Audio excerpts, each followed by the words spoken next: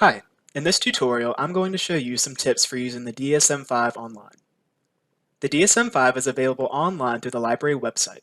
Indiana Tech provides access to the paid DSM-5 subscription for our students.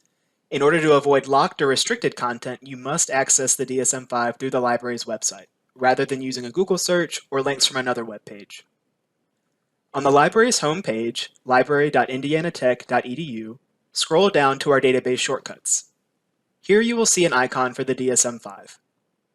Click this icon to enter the home page for the DSM-5 online. On the landing page, you will see the DSM-5's full title, its DOI, and a button that says Open.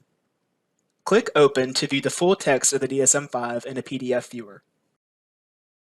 From here you have access to the full DSM-5. You can click the Outline button in the toolbar on the left-hand side to view the table of contents. The DSM-5 is organized by classifying disorders into large groups. Select one of these groupings from Section 2, Diagnostic Criteria and Codes, to view disorders in that category and information about their prevalence, prognosis, and diagnostic criteria. You may also use the search bar in the upper right to search for specific disorders directly. To download a copy of the DSM-5, simply click the blue Download button in the upper right toolbar. When citing the DSM-5 for your assignments, please use the citation information found on the book's copyright page. This information is also available under the Details section in the left-hand toolbar. If you have any additional questions about using the DSM-5 online, please reach out to a librarian for further assistance. We're always happy to help our students.